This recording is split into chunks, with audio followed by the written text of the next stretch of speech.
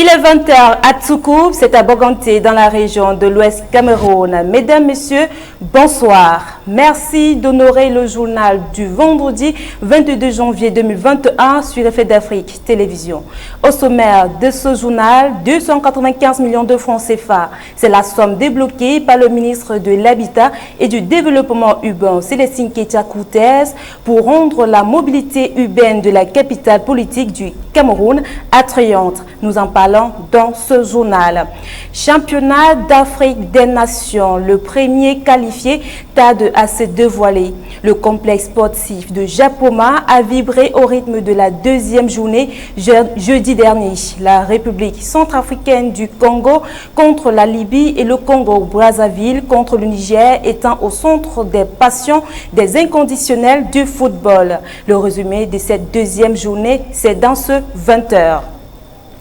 La République centrafricaine connaît des troubles depuis qui menacent son économie et les échanges avec le Cameroun. Des rebelles ont attaqué un convoi de camions de ravitaillement en direction de Bangui, ce qui a coûté la mort à 2 transporteurs camerounais. Mesdames, Messieurs, voilà pour les titres, les détails dans un instant.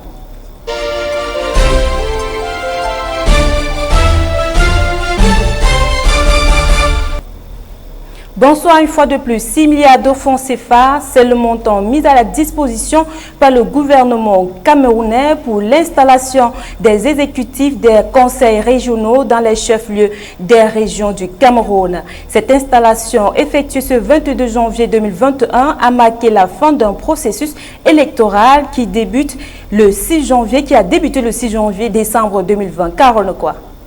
295 millions de francs CFA, c'est le montant qui permettra d'améliorer les conditions de mobilité sur certains sites critiques de la ville de Yaoundé. Une résolution prise à la fin de la concertation de Madame le ministre de l'Habitat, du Développement urbain, Célestine Kétia-Koutès, avec les autorités administratives du département du Fundi, le maire de la ville de Yaoundé, les maires des 7 arrondissements de la capitale politique du Cameroun et les responsables techniques de son département ministériel. Il s'agit par ailleurs d'une réunion d'évaluation du chemin parcouru après la mise sur pied il y a 18 mois de la taxe mobilité de Yaoundé, pilotée par le préfet du département du Fundi. Dans son exposé, le délégué départemental du Mindu pour le Fundi, Baba Nicolas, par ailleurs coordonnateur du projet Mobilize Your City, a ressorti les problèmes qui ralentissent le développement de la ville et nécessitent une attention particulière au regard des urgences liées à la tenue de la CAN 2022 au Cameroun. Il s'agit entre autres de l'étalement urbain, l'usage anarchique des voies de circulation. Dans le même exposé, il a également apporté plusieurs pistes de solutions, à savoir la finalisation du projet de transport urbain Bus Rapide Transit, en abrégé BRT, qui s'élevait à 27 milliards de francs CFA, la création systématique des voies de contournement, les sens uniques, les sens interdits et les parkings, le déplacement des gares routières à Etoudim Van des centres des villes. Cependant, Célestine Kétia-Koutès a aussi instruit sans délai au cours de ces réunions une étude approfondie urgente du décongestionnement de la poste centrale de Yaoundé, une situation fort préoccupante pour le Mindu. Des recommandations fermes ont été formulées à cet effet sous le contrôle des missions de police administrative et du préfet Mariel Dikden, président de la taxe mobilité, à l'instar de l'efficacité, la détermination et le sens du professionnalisme de tous. Au terme de cette rencontre, le Mindu et ses collaborateurs ont convenu tous ensemble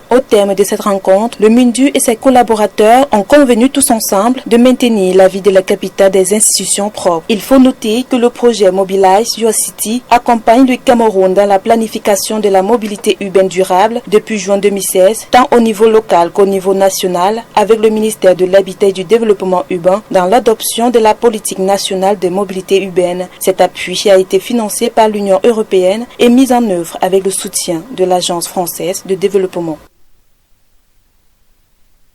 15 millions de francs CFA, une somme débloquée par le ministre de l'Habitat et du Développement urbain, Célestine Kétia-Koutès, pour rendre la mobilité urbaine de la capitale politique du Cameroun attrayante.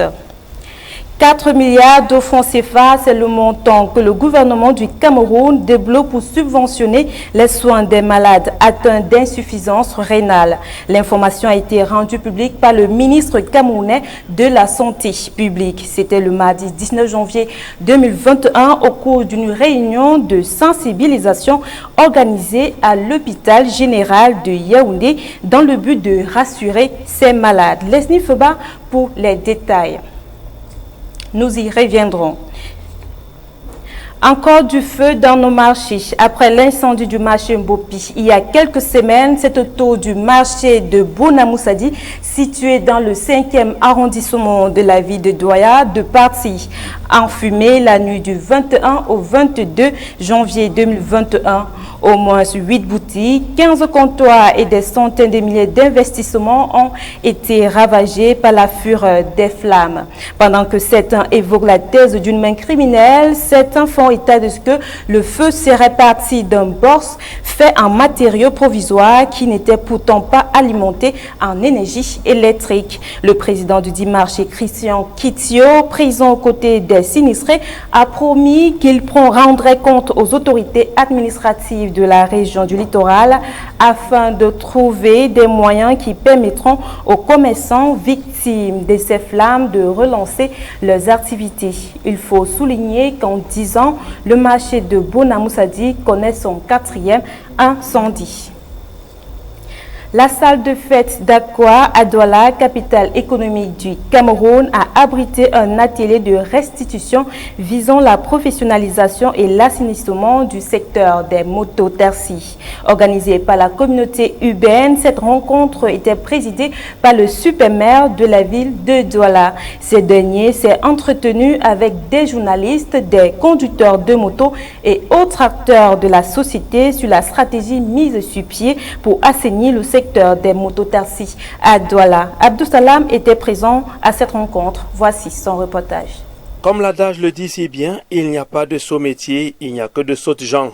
Les autorités de la ville de Douala l'ont si bien compris. C'est la raison pour laquelle elles ont réuni le mardi 19 janvier 2021 dans l'enceinte de la salle de fête d'Aqua les usagers de la route avec, au premier rang, les conducteurs de mototaxis, communément appelés mototaximens, dans le cadre d'un atelier de restitution du plan d'action de professionnalisation et d'assainissement du secteur des transports des mototaxis dans la ville de Douala. La ville de Douala, métropole économique du Cameroun, comme la plupart des métropoles, voit sa démographie s'agrandir à une vitesse éclair à cause des jeunes venus d'horizons divers qui viennent gonfler la longue liste des chercheurs d'emploi, augmentant ainsi le taux de chômage, pourtant déjà assez élevé. C'est ainsi que le secteur de mototaximens se présente comme un véritable pourvoyeur d'emplois de premier ordre. Il rend certes un grand service aux familles, permet aux populations de se mouvoir dans la ville.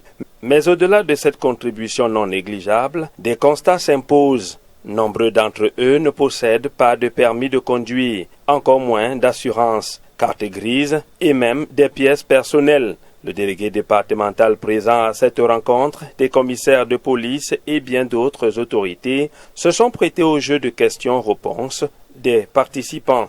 L'un des leaders des mototaximens est d'ailleurs revenu sur les raisons réelles de leur non-conformité. Déjà, il faut relever plusieurs pans.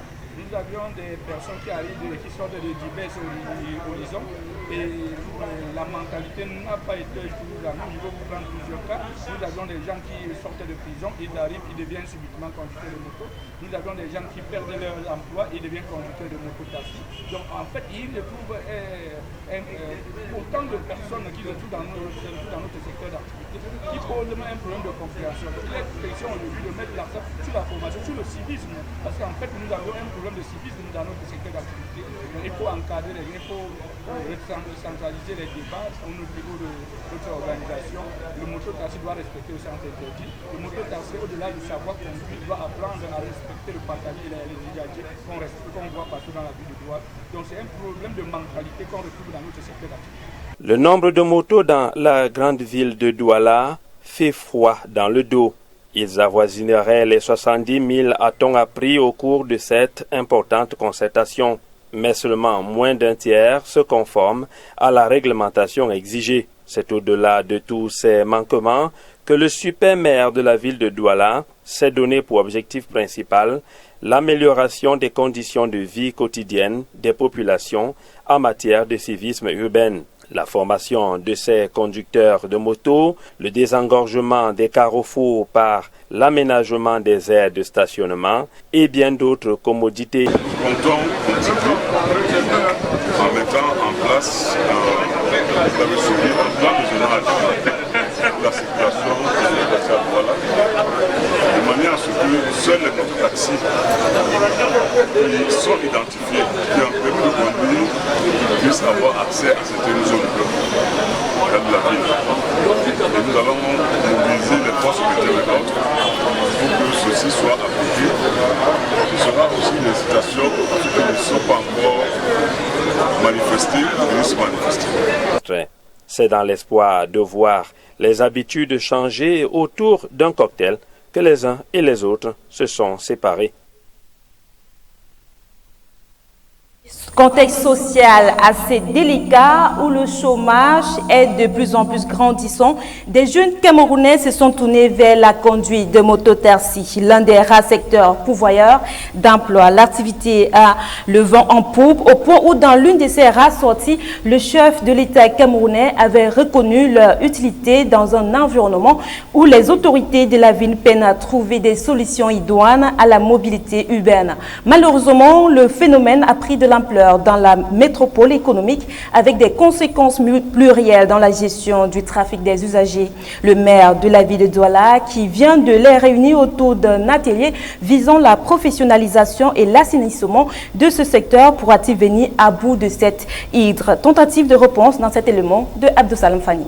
Dans un contexte où les populations dans les villes se font de plus en plus nombreuses du fait de la transformation des campagnes, de l'exode rural et de l'accroissement démographique global, engendrant le chômage, l'incivisme et au demeurant le désordre urbain, dans tout ce méli-mélo infernal, certaines personnes se sont taillées une part belle dans un métier que nul n'a vu venir. Autour des années 93-94, à peine rentré dans le multipartisme et frappé par une forte crise économique, un opérateur économique originaire du département des Bamboutos dans la région de l'Ouest Cameroun décide d'importer des motos d'occasion du Japon, notamment des Suzuki. Cela lui donne déjà un avantage considérable sur les concessionnaires qui proposent des motos japonais au prix moyen d'1,5 million de francs CFA. La solidarité agissante des populations de l'Ouest favorise l'achat des motos d'un autre genre. Mais le mot Benskiner qui sera popularisé avec la chanson à succès d'André-Marie Talla, sortie en 1993, et surtout le groupe Kouchouam Banda, au milieu des années 1990, avait été donné aux premières motos utilisées pour le transport urbain. Il s'agit des Suzuki FR50 qui, de manière assez curieuse, avaient donné aux habitants de Douala l'impression d'une personne rabaissée à la sale besogne. Au fur et à mesure de l'avancée démographique, nombreux sont ceux qui ont trouvé leur compte en tant que conducteurs de moto, bensikin, jusqu'ici d'ailleurs. Mais la question fondamentale reste posée. Pourquoi les autorités de la ville de Douala qui se succèdent pointent tous les doigts accusateurs aux benskinners d'être des vecteurs négatifs au désordre urbain? Un chapeau très lourd à porter pour ces derniers, d'où le bras de fer constant. Tout commence par les plans d'urbanisation. Si certaines de nos villes en ont un, il est sagement resté dans les tiroirs.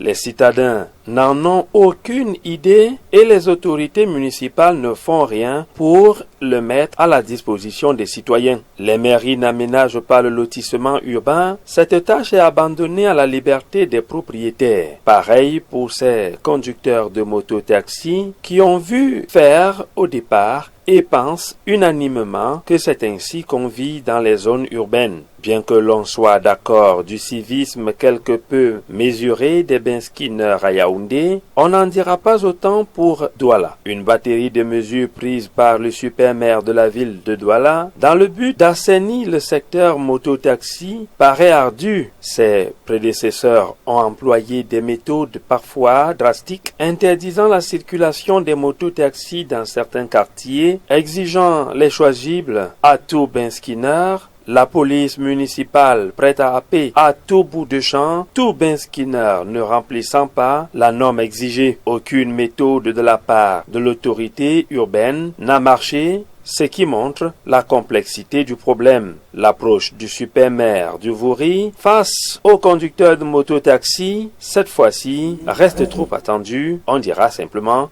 wait and see. Wait ainsi, Abdou Salam. Comme l'avions annoncé en début de ce journal, 6 milliards de francs CFA, c'est le montant mis à la disposition par le gouvernement camerounais pour l'installation des exécutifs des conseillers régionaux dans les chefs-lieux des régions du Cameroun. Cette installation effectuée ce 22 janvier 2021 a marqué la fin d'un processus électoral qui a débuté le 6 décembre 2020. Caroline quoi. Et c'est parti pour une nouvelle ère dans l'implémentation de la décentralisation au Cameroun. Le vendredi 22 janvier 2021 est entré dans l'histoire comme étant la date de la mise en branle du processus de décentralisation en marche depuis 1996 au Cameroun. Les 10 présidents des conseils régionaux et leurs bureaux ont officiellement été installés ce jour. Les cérémonies d'installation ont été présidées par les gouverneurs des différentes régions. Cette installation a marqué la fin d'un processus débuté le 6 décembre 2020 avec l'élection des 900 conseillers régionaux du pays, soit 90 par région. Bien que leur installation ne soit qu'une période transitoire qui ira jusqu'au 31 décembre 2022, car les conseils régionaux ne pourront pleinement entrer en fonction que le 1er janvier 2023, vu la rétention du pouvoir de certains d'entre eux par l'article 487 du Code général des collectivités territoriales décentralisées qui stipule que la gestion des financements extérieurs, la budgétisation des emplois, la comptabilité des coûts, la comptabilité patrimoniale, les recettes ne pourront être obligatoires qu'à partir de 2023. Le gouvernement, sur proposition du comité interministériel des services locaux et le comité national des finances locales, a mis à leur disposition une enveloppe de 6 milliards de francs CFA. Cette dotation est destinée à assurer la prise en charge des frais de session des membres des conseils régionaux, de payer les salaires et autres indemnités des exécutifs régionaux. De plus, elle servira à financer la location et l'aménagement des sièges des conseils régionaux. Cette dotation de 6 milliards de francs CFA prendra aussi en compte le statut spécial des régions du Nord-Ouest et du Sud-Ouest. Il faut par ailleurs souligner qu'en fin d'année 2020, le ministre de la décentralisation et du développement local, Georges Elanga Obam, avait effectué une visite dans les 10 régions afin d'identifier des bâtiments susceptibles d'abriter les conseils régionaux. Au terme de sa visite dans les 10 régions, il a été conclu que bon nombre de ces conseils régionaux seront logés dans les délégations régionales d'administration. Avec l'installation officielle de ces conseils régionaux, les populations n'auront plus qu'à attendre au terme des 5 prochaines années le développement de leur région, car ils permettront aux collectivités territoriales décentralisées de promouvoir la démocratie participative, la gouvernance et le développement local sur les plans social, éducatif, sanitaire, sportif, culturel, économique, artisanal et touristique.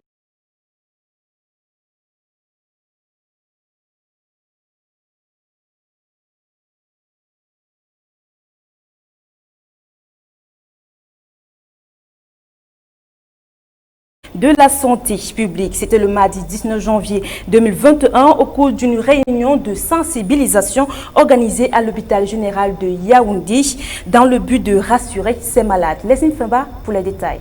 Les malades souffrant d'insuffisance rénale au Cameroun continuent de crier leur ras-le-bol. Après ceux de Douala, de Yaoundé, de Bamenda, le mercredi 13 janvier dernier, les malades de Maroua ont fait éruption dans le seul centre d'hémodialyse de la ville, logé dans les bâtiments de l'hôpital régional de Maroua, pour exiger la réouverture de ce centre qui souffre d'une carence en matériel pour leur prise en charge. Si depuis la survenue de la Covid-19, le ministre de la Santé publique, le docteur Manaouda Malachi, a concentré ses énergies sur la lutte contre cette pandémie, les multiples multiples greffes enregistrées par les malades souffrant d'insuffisance rénale a poussé ce dernier à tenir une réunion le mardi 19 janvier 2021 à l'hôpital général de Yaoundé. Pendant cette réunion, le ministre a rassuré les malades sur le fait que le gouvernement continue de penser à eux. La preuve, chaque année, une subvention de 4 milliards de francs CFA est mise à leur disposition pour un meilleur suivi. Il a également reconnu que la prise en charge des patients d'hémodialyse a été plombée par l'insuffisance en qualité et en quantité des kits, la dégradation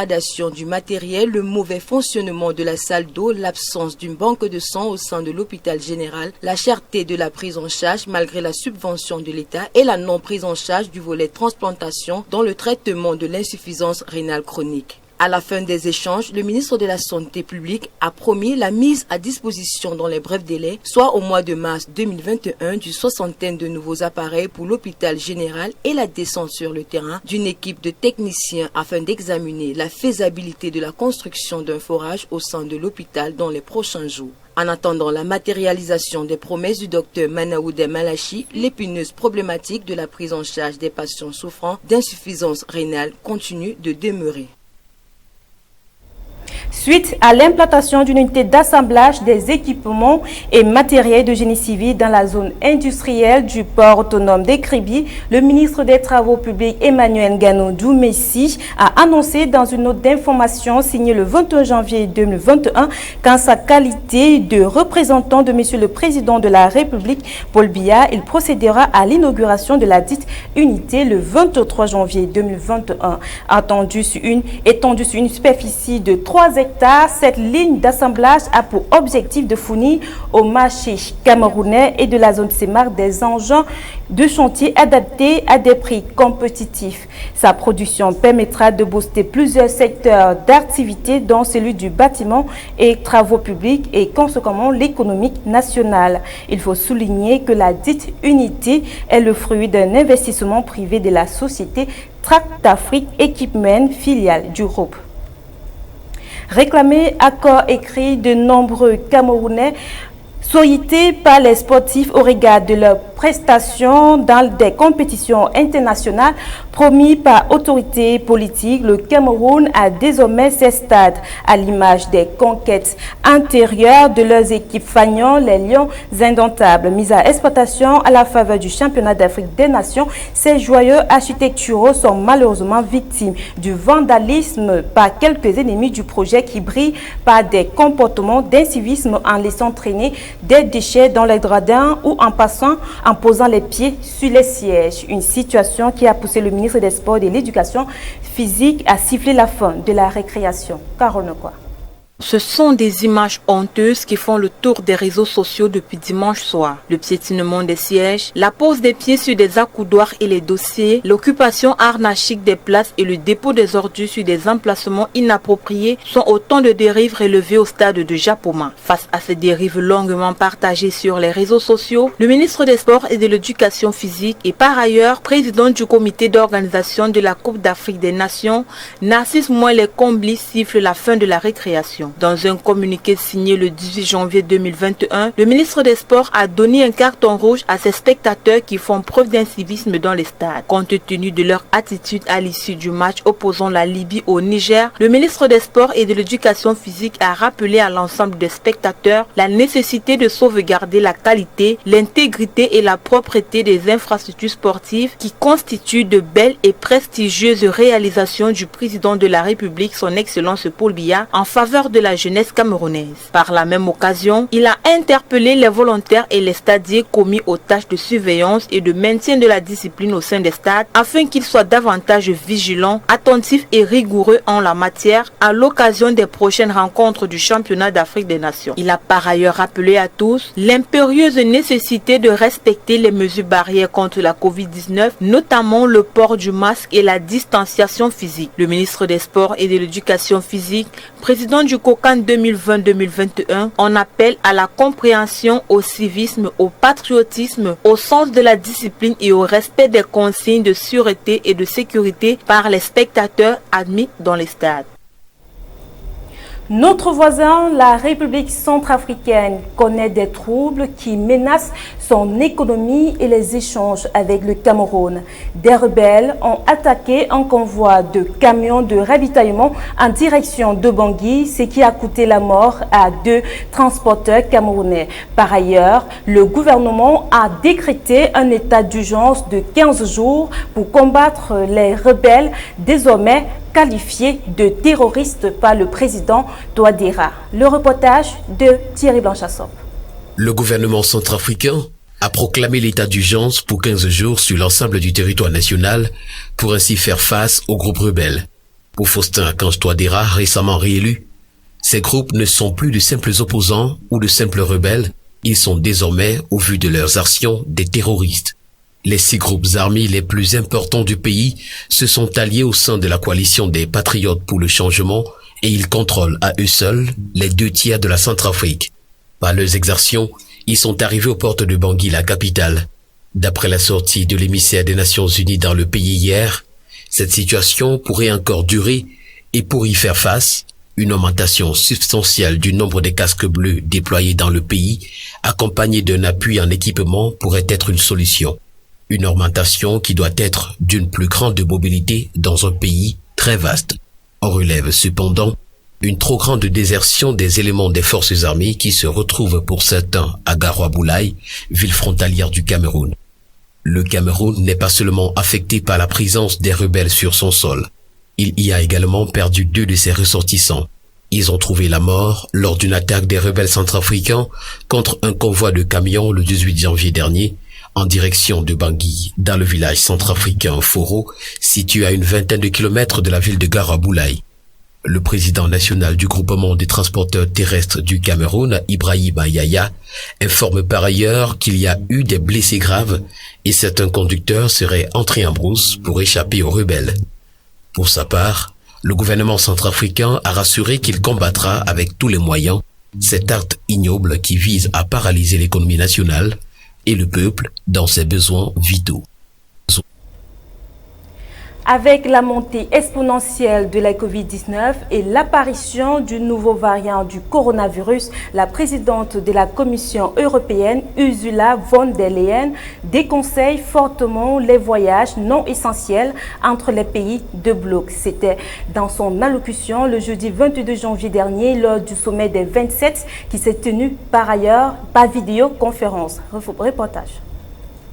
Depuis le 22 janvier 2020, l'Union européenne, à travers sa présidente Ursula von der Leyen, avec l'accord de l'Agence européenne chargée des épidémies en abrégé ECDC, la présidente de la Commission européenne appelle la population à éviter les voyages non essentiels entre les pays du bloc pour faire face à la menace des nouveaux variants du coronavirus, jugeant la situation sanitaire très grave. C'était à l'issue du sommet des 27 qui s'est tenu à la veille par vidéoconférence. La chef de la Commission a proposé une nouvelle définition plus précise des zones à risque du point de vue sanitaire avec une nouvelle catégorie rouge sombre. Au sein de l'Union européenne, les voyageurs en provenance de ces régions pourraient être soumis à l'obligation de subir un test avant leur départ et de se mettre en quarantaine à leur arrivée. Concernant les pays hors Union européenne, elle a ajouté qu'une proposition des mesures de sécurité supplémentaires pour les voyages essentiels vers l'Europe sera faite en exigeant par exemple un test avant le départ. Dans la foulée, la France a annoncé qu'elle imposerait à partir de dimanche prochain aux voyageurs en provenance d'autres pays européens la présentation d'un test PCR réalisé 72 heures avant le départ. Une obligation qui ne concerne pas seulement les voyages essentiels, mais aussi les travailleurs transfrontaliers. À la veille du sommet, les Européens étaient finalement parvenus à s'entendre sur une reconnaissance mutuelle des résultats des tests, à la fois PCR et antigénie rapide,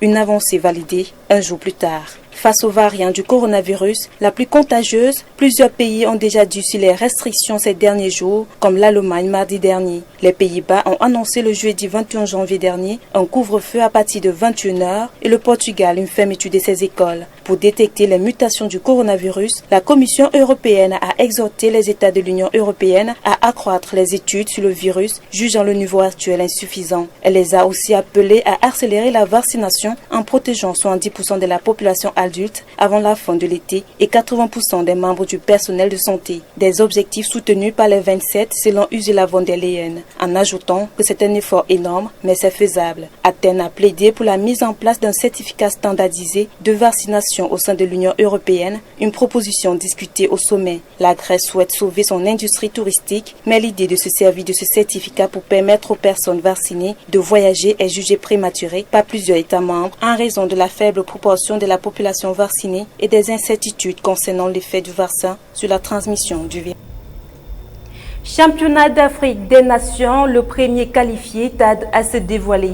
Le complexe sportif de Japoma a vibré au rythme de la deuxième journée jeudi dernier. La République démocratique du Congo contre la Libye et le Congo-Brazzaville contre le Niger étant au centre des passions des inconditionnels du football. Le résumé de ces rencontres sportives, c'est avec Sévior Ngassa.